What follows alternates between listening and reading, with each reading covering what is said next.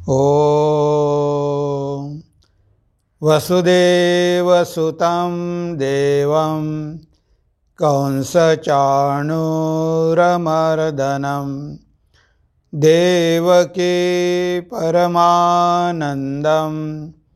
कृष्णं वन्दे जगद्गुरुं कृष्णं वन्दे जगद्गुरुं। प्रिय मित्रांनो, नमस्कार.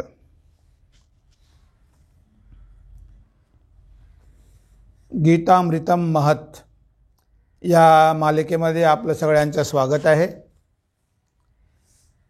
भगवद्गीतेच्या श्लोकांवरती आपलं चिंतन सुरू आहे आणि महत्त्वाचे श्लोक आपण चिंतनासाठी घेत असतो. आजचा आपला श्लोक आहे 7व्या अध्यायामधला 3रा श्लोक आहे. इथे भगवान म्हणतात, मनुष्यानां सहस्रेषु कश्चिद् यतति सिद्धये यततामपि सिद्धानां कश्चित् मां वेत्ति तत्वतः. तर ह्या श्लोकामध्ये आध्यात्मिक जीवन किती अवघड आहे याबद्दल भगवंत सांगतात. अवघड आहे पण अशक्य नाही हे लक्षात ठेवा. आणि जी गोष्ट अवघड असते त्या गोष्टीचं आपल्याला फळ पण खूप मोठं मिळत असते. छोट्या छोट्या गोष्टी तर सगळेच करतात, पण जो चॅलेंजिंग काम करतो, मोठं काम करतो, त्याला बक्षीस पण तेवढं मोठंच मिळत असते. तर म्हणून इथे भगवान काय म्हणतात की मनुष्यानां सहस्रेषु, हजारो व्यक्तींमध्ये एखादी व्यक्ती आध्यात्मिक जीवनामध्ये प्रयत्न करते, आध्यात्मिक जीवनात यश लाभण्यासाठी प्रयत्न करते. मनुष्यानां सहस्रेषु कश्चित् यतति सिद्धये, म्हणजे कश्चित् फार थोडे किंवा एखादाच, सिद्धये यतति म्हणजे प्रयत्न करतो, सिद्धीसाठी प्रयत्न करतो. म्हणजे आपल्या जीवनाचं ध्येय, जी मुक्ती प्राप्त करून घ्यायची आहे, ते ध्येय प्राप्त करून घेण्यासाठी हजारो लोकांमध्ये तर नाही, लाखो लोकांमध्ये एखादाच प्रयत्न करतो. त्यावेळेस भगवंत हजारो म्हणाले, पण आज अशी स्थिती आहे की लाखो लोकांमध्ये एखादाच प्रयत्न करतो. कारण लोकांना वाटतं की आपण जर हा मार्ग स्वीकारला आणि आपल्याला जर यश आलं नाही तर मग काय होईल, आपलं हेही गेलं आणि तेही गेलं.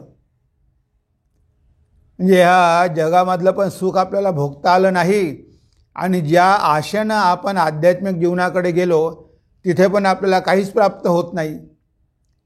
म्हणजे या भीतीमुळे लोक या मार्गाकडे वळत नाही. त्यांना हीच भीती असते की हे काही आपल्यासाठी नाही. आपण काही तुकाराम महाराज, ज्ञानेश्वर महाराज नाही, आपण साधारण गृहस्थ. हा मार्ग आपल्यासाठी कुठे आहे, आपण तिथे काय करू शकणार आहे, ही चुकीची कल्पना आपण मनामधून काढून टाकली पाहिजे. तुकाराम महाराज काही एका दिवसामध्ये तुकाराम महाराज झाले नाही. त्यांनी किती प्रयत्न केला असेल, किती जन्म प्रयत्न केला असेल. भगवान बुद्ध काय एका दिवशी भगवान बुद्ध झाले नाही. त्यांनी आपल्या 500 पूर्वजन्माची माहिती लिहून ठेवलेली आहे की त्यापूर्वी 500 जन्मातले त्यांना स्मृती होती. म्हणजे बघा, मनुष्याला यश प्राप्त होतं ते एका दिवसामध्ये होत नाही. आता भौतिक जगामध्ये आपण प्रयत्न करतो आणि आपल्याला यश पण मिळते, पण भौतिक जगामध्ये सुद्धा यश मिळण्याची काही गॅरंटी आहे का? आता बघा, UPSCच्या परीक्षेला लाखो विद्यार्थी बसत असतात, कारण मोठं अट्रॅक्शन आहे. तुम्हाला क्लास 1ची पोझिशन मिळणार आहे, तुम्हाला गव्हर्नमेंट सर्व्हिस मिळणार आहे, खूप पगार असणार आहे. म्हणजे कितीतरी तुम्हाला तिथे प्रलोभनं आहे. त्यामुळे लाखो लोक त्यासाठी प्रयत्न करतात. पण बघा, त्या लाखो लोकांपैकी प्रिलिमिनरीला जे पहिली जी परीक्षा आहे प्रिलिमिनरी त्यामध्येच बरेचसे फेल होतात. मेनला त्यामधले काही गळतात आणि इंटरव्ह्यूसाठी फारच थोडे लोक बोलावले जातात. आता बघा, फक्त 100 पोस्ट खाली आहे आणि लाखो मुलांनी तिथे अप्लाय केलेला आहे. आता लाखो मुलांनी अप्लाय केला तरी 100च फक्त बोलावलेले आहे. म्हणून जीसस क्राइस्ट म्हणतो, many are called but few are chosen. म्हणजे अनेकाला तो कॉल येतो की आपण भगवंताकडे गेलो पाहिजे, ही इच्छा निर्माण होते, पण त्यामधले थोडेच प्रयत्न करतात. माहिती असूनही, आता ज्यांना माहितीच नाही ती गोष्ट वेगळी, पण ज्यांना माहिती आहे की अध्यात्म मार्ग सर्वात श्रेष्ठ आहे, तिथे आपल्याला असं काही मिळणार आहे की सगळ्या दुःखापासून मुक्ती मिळणार आहे, सर्व दुःख निवृत्ती आणि मुक्ती प्राप्त होणार आहे. तर हे एवढं मोठं फळ आहे, पण याचं आकर्षण लोकांना का वाटत नाही? लोकांना याचं आकर्षण वाटत नाही.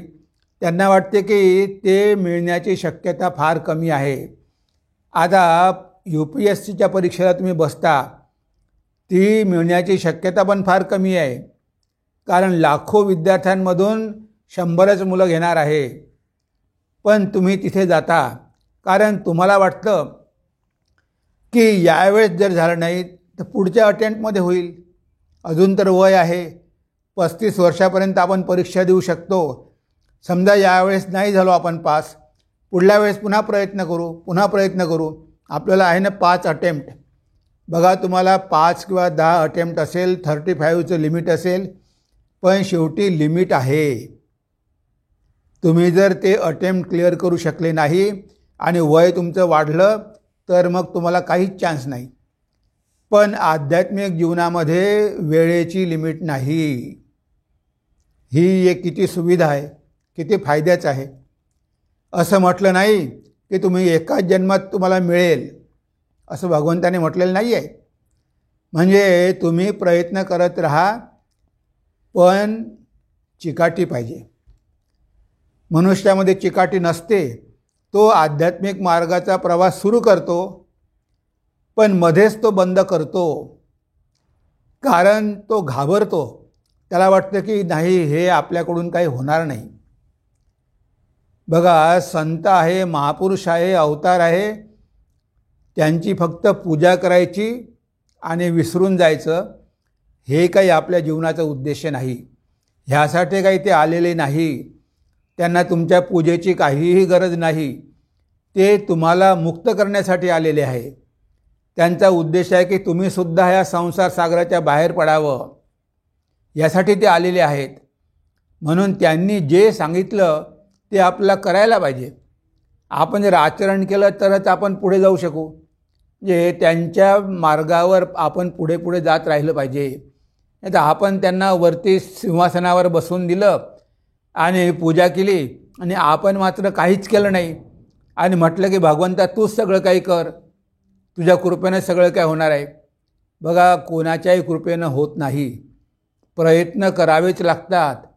प्रयत्न केल्याशिवाय कुणावरही भगवंताची कृपा होत नाही. म्हणून प्रयत्न करत राहायला पाहिजे. आणि इथे निराश होण्याची काहीच गरज नाही.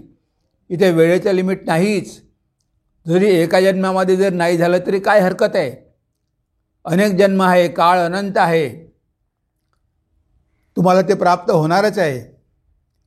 आता विहिरीमध्ये पाणी आहे, जमिनीमध्ये पाणी आहे, पण ते पाणी जर फार खोल असेल तर काढणं अवघड आहे. किती दगड असेल, मुरम असेल, त्यामुळे अवघड आहे. पण पाणी आहे हे मात्र नक्की. कितीही खोल विहीर असो, 500 फूट असो नका, पण तिथे पाणी आहेच. आता तुम्हाला ते काढणं जमत नाही म्हणून विहिरीमध्ये पाणीच नाही असं म्हणू नका. हळूहळू काढा, प्रयत्न करा, तर झाल्याशिवाय राहणार नाही. घाई कसली आहे? कारण जीवन अनंत आहे आणि आपण आध्यात्मिक जीवनात जे काही करतो ते काहीच वाया जात नाही. स्वामी विवेकानंद त्यांच्या भक्तियोगामध्ये एक गोष्ट सांगतात. 2 योगी होते, ते ध्यान करत होते आणि दोघंही साधक होते, दोघंही मुमुक्ष होते. ते अनेक दिवसापासून ध्यान करत होते. एक योगी तर होता की ध्यान करता करता त्याच्या डोक्यावर जटा वाढलेल्या होत्या, त्याच्या भोवती वारूळ जमलेलं होतं आणि तो आपला ध्यानात मग्न होता. एक दिवस बघितलं की नारद मुनी त्या रस्त्याने जात आहे. तेव्हा त्या योग्याने त्यांना बोलावलं. म्हणे, तुम्ही कुठे चालला? नाही म्हणे, मी वैकुंठाला चाललो, मला नारायणाला भेटायचं आहे. तर म्हणे, तुम्ही एक माझ्या वतीने एक प्रश्न विचाराल का? सांगा, कोणता? भगवंताला विचारा की मला त्यांचं कधी दर्शन होणार आहे. ठीक आहे म्हणे, मी विचारतो, अवश्य विचारतो. पुढे गेले नारद मुनी. पुढे दुसरा योगी होता. तो एका झाडाखाली बसलेला होता, आनंदामध्ये होता, मजेमध्ये होता. तिथे नाचत होता, डान्स करत होता. तेव्हा त्यांनी पण विचारलं की म्हणे, तुम्ही वैकुंठाला चालले तर विचारा की मला कधी मुक्ती लाभेल. म्हणे, ठीक आहे. तर नारद मुनी वैकुंठात गेले. भगवंताला विचारलं की 2 योगी साधना करत आहे, तेव्हा तुमचं त्यांना दर्शन केव्हा होईल? तेव्हा भगवान म्हणाले की जो व्यक्ती ध्यान करत आहे, ज्याच्या जटा वाढलेल्या आहे, ज्याच्या अंगावर वारूळ चढलेलं आहे, त्याला अजून 3 जन्म लागतील. 3 जन्मानंतर तो मुक्त होईल. आणि म्हणे दुसरा योगी तो ज्या झाडाखाली बसलेला होता ते चिंचेचं झाड होतं आणि तो नुसता नाचत होता. तर म्हणे त्या चिंचेच्या झाडाला जेवढी पानं आहे तेवढे जन्म त्याला घ्यावे लागतील, तेव्हा कुठे तो मुक्त होईल.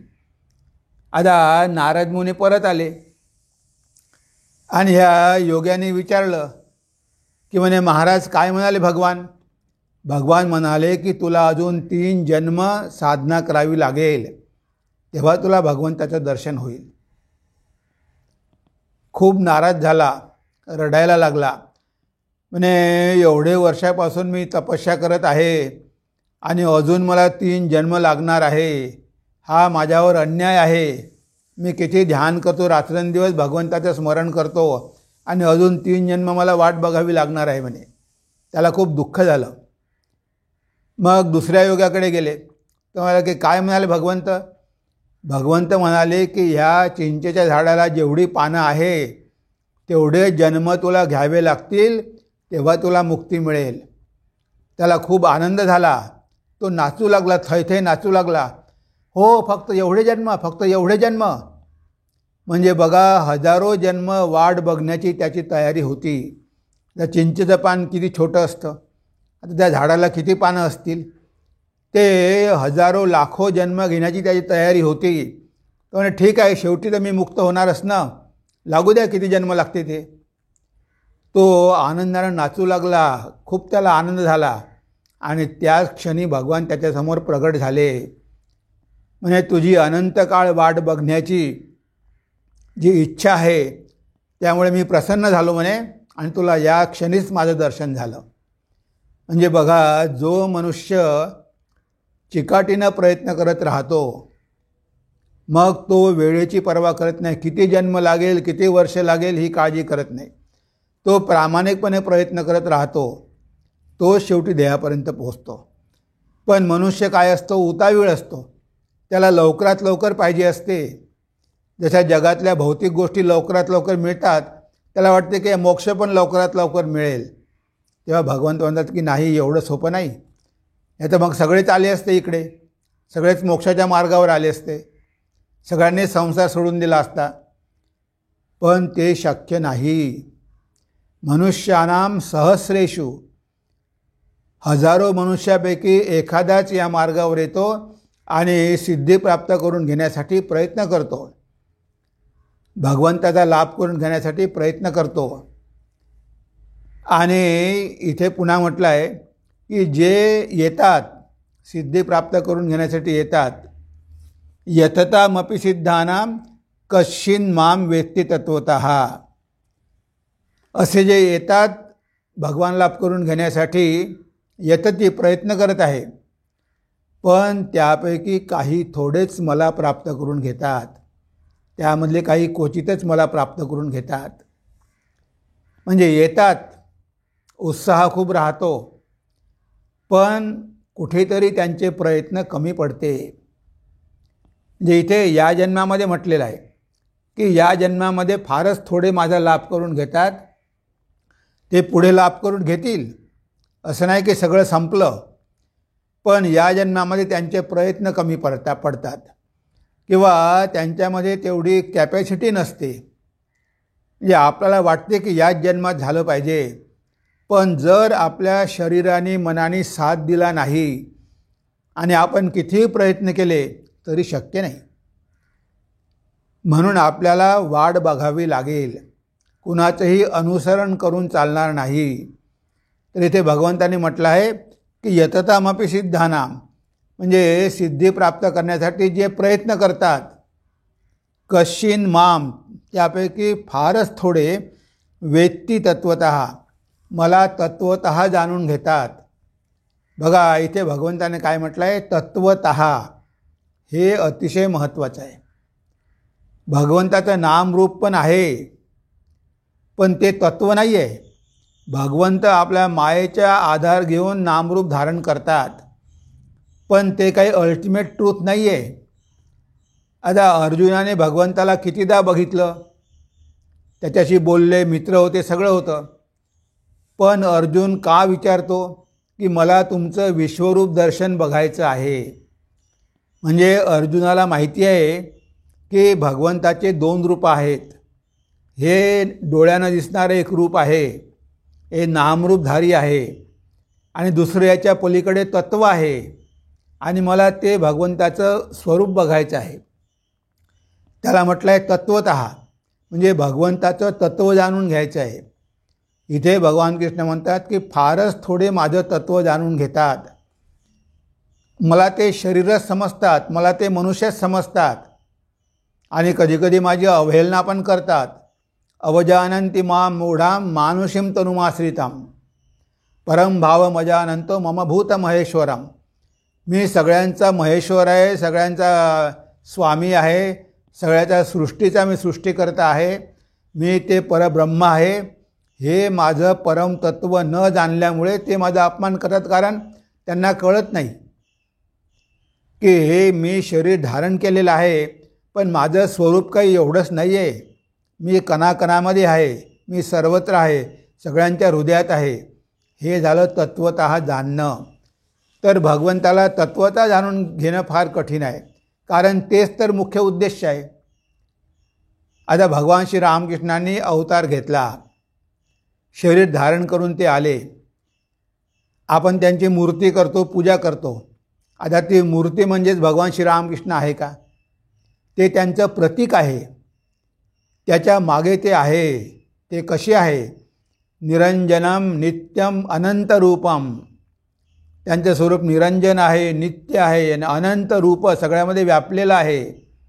ते त्यांचं तत्व आहे. भक्तानुकंपा धृतविग्रहम वै. तर भगवंत भक्तांवर कृपा करण्यासाठी विग्रह धारण करतात. इथे अभयांजनी स्पष्ट म्हटलं आहे की ते तत्व आहे, ते परमतत्व आहे, ते तत्वतः आहे, पण त्यांनी भक्तांसाठी रूप धारण केलेलं आहे मायेचा आधार घेऊन. हे त्यांचं मायावी रूप आहे, त्यांचं खरं रूप नाही आहे. भगवान श्री रामकृष्णांचा एक फोटो पवारी बाबाच्या खोलीमध्ये ठेवलेला होता. काही भक्त तिथे गेले होते, येऊन सांगितले ठाकूरांना की म्हणे तुमचा फोटो म्हणे पवारी बाबाच्या खोलीमध्ये ठेवलेला आहे. तेव्हा बघा भगवान श्री रामकृष्ण काय म्हणाले, ती म्हणे नुसती खोळ आहे, खोळ. म्हणजे मी तो नाही आहे, मी तत्व आहे. तिथे जे माझ्या शरीराचा फोटो ठेवला आहे ती बाहेरची खोळ आहे. म्हणजे भगवान श्री रामकृष्णांना माहिती होतं की त्यांचं नामरूप जे आहे तेच काही सर्व काही नाही. त्याच्या पलीकडे ते तत्व आहे, ते ब्रह्म आहे, तो परमेश्वर आहे. ही भगवान श्री रामकृष्णांना जाणीव होती, आणि लोकांनी ते तत्व जाणून घ्यावं अशी त्यांची इच्छा होती. एकदा ते गेले होते कामारपुकरवरून शिवडला जाणार होते आणि त्यांनी पान खाल्लेलं होतं, मस्त छानपैकी पितांबर नेसलेले होते, खूप सुंदर दिसायचे. लोकांची खूप गर्दी झाली. तेव्हा ठाकूरांनी विचारलं, हृदयाला अरे म्हणजे एवढी गर्दी का? नाही म्हणे, मामा तुम्ही आज खूप सुंदर दिसता म्हणून तुम्हाला बघायला आलेले आहे. तेव्हा ते म्हणाले, अरे हे लोक काय मूर्ख आहे का? ह्या नुसत्या शरीराला बघतात, त्याच्या आतमध्ये काय आहे याची कधी ती चौकशी करत नाही. म्हणे थू छी छी मी जाणार नाही. त्यांनी जाणं कॅन्सल केलं. फक्त ते ही खोळ बघतात, पण त्या खोळीच्या मागे काय आहे हे त्यांना कळत नाही. म्हणजे इथे भगवंत म्हणतात की मी सगुण साकार तर आहेच, पण ते माझं एक रूप आहे. ते तुम्ही इंद्रियाद्वारे बघू शकता, पण त्याच्या पलीकडे मी माझं तत्व आहे. मी सगळीकडे सर्वव्यापी आहे. हे जे जग आहे तुम्ही हे जग बघता इंद्रियाद्वारे, पण हे जग जे आहे हे नामरूपात्मक आहे. पण या नामरूपाच्या मागे मी आहेच, कारण त्या चैतन्याशिवाय हे जग राहूच शकत नाही. आपण हे वरवरचं जग बघतो, पण कधी खोलात जात नाही. याच्या मागचं तत्व काय आहे? हे आपलं शरीर पंचभूताचं बनलेलं आहे, पण याच्या मागे तत्व काय आहे? याच्या मागे तत्व आहे ते चैतन्य. म्हणून भगवान क्राइस्ट म्हणतात, जर माझी पूजा करायची असेल तर worship me in spirit and light and truth. भगवंताने म्हटलं आहे तिथे की माझी पूजा करायची असेल तर माझं स्पिरिट म्हणून, चैतन्य म्हणून पूजा करा, जड शरीर बघू नका. आणि मी लाईट आहे, प्रकाश आहे, ज्योतिर्मय आहे, चैतन्य स्वरूप आहे, आणि मीच सत्य आहे, ट्रूथ आहे, ते माझं तत्व आहे. ह्या माझ्या नामरूपावर भुलू नका. तेव्हा भगवंत म्हणतात की माझं तत्व म्हणजे खरं ते ब्रह्मतत्व, ते तत्व फारच थोडे लोक जाणून घेतात. सिद्धी प्राप्त करून घेण्यासाठी अनेक लोक येतात, काही दिवस प्रयत्न करतात, पण जेव्हा त्यांना अवघड वाटतं तेव्हा सोडून निघून जातात. शेवटपर्यंत टिकून राहत नाही. ठीक आहे, या जन्मात नाही झालं, पुढच्या जन्मात होईल, पण मी भगवंताचा लाभ करून घेणारच. मला यश येवो की अपयश येवो, चिकाटीनं मी मरेपर्यंत प्रयत्न करत राहणार. कधी भगवंताचे दर्शन होईल हे सांगू शकत नाही आपण, कधी होऊ शकते. पण आपण जर आपले प्रयत्न शिथिल केले, प्रयत्न सोडून दिले, मार्ग बदलला, तर मात्र आपण पुढे जाऊ शकत नाही. म्हणून भगवंताने म्हटलं आहे की मार्ग आहे कठीण, नो डाऊट, कारण इंद्रियाच्याद्वारे माझं तत्व तुम्ही जाणून घेऊ शकत नाही. पण प्रयत्न करत राहा चिकाटीनं, तुम्हाला एक दिवस नक्की मिळेल. म्हणून मनुष्यानां सहस्रेषु, हजारो लाखो लोकांपैकी एखादाच प्रयत्न करतो. आणि जे प्रयत्न करतात, असं नाही की जेवढे प्रयत्न करतात तेवढ्यांनाच काही मोक्ष मिळतो, तेवढे सगळे मुक्त होऊन जातात असं नाही आहे. त्यांच्यापैकी काही थोडेच मला तत्वता जाणू शकतात. हजारो लोक इंटरव्ह्यू देतात, लाखो विद्यार्थी इंटरव्ह्यू देतात, पण त्यामधले फक्त 100च सिलेक्ट होतात. त्यांनाच फक्त यश मिळतं, कारण ते शेवटपर्यंत प्रयत्न करत राहतात. ते कधी निराश होत नाही. एकदा दोनदा तीनदा जास्त प्रयत्न करत जातात आणि शेवटच्या अटेम्प्टमध्ये ते क्लिअर करतात. आणि ती पण गॅरंटी नाही क्लिअर होईल की नाही, कारण वय झालेलं असते, अटेम्प्टही संपले असतात. पण इथे वयाची लिमिट नाही. तुम्ही कितीही वर्ष लावू शकता, कितीही जन्म घेऊ शकता, फक्त मार्गापासून भ्रष्ट होऊ नका. तुम्ही मार्ग सोडू नका. अवघड आहे, मनाशी युद्ध करायचं आहे, संघर्ष करायचा आहे, म्हणून काय झालं, तेच तर खूप मोठं चॅलेंज आहे. ते आपण स्वीकारलं पाहिजे, कारण तुम्हाला जे मिळणार आहे त्याची तुलना होऊ शकत नाही. तो आनंद अनंत आनंद आहे.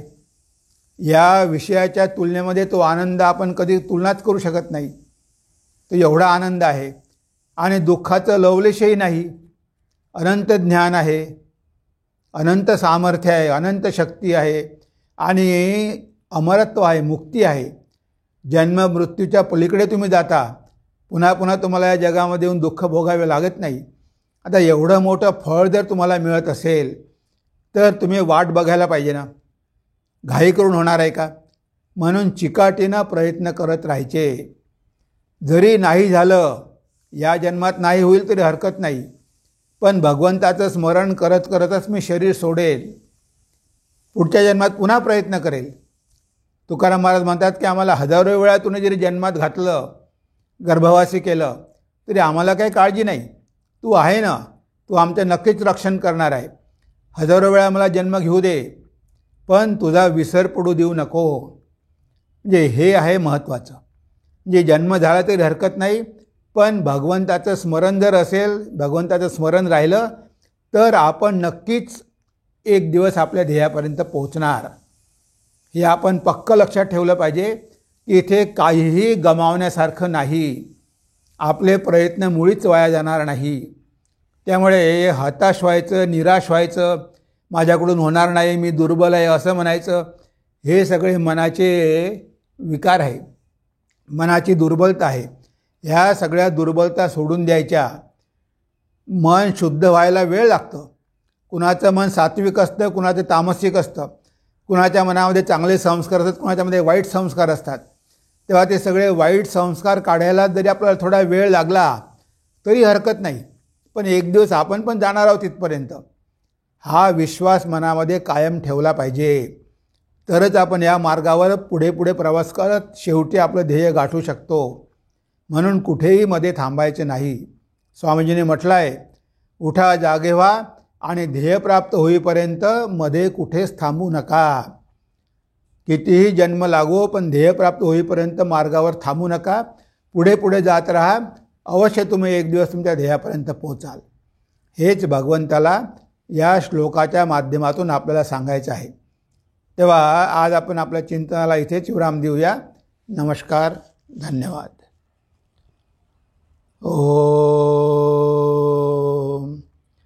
सर्वे भवन्तु सुखिनः, सर्वे सन्तु निरामया, सर्वे भद्राणि पश्यन्तु, मा कश्चित् दुःखभाग् भवेत्, मा कश्चित् दुःखभाग् भवेत्. ओम शांति शांति शांति. हरि ओम तत्सत्. श्री रामकृष्णार्पणमस्तु.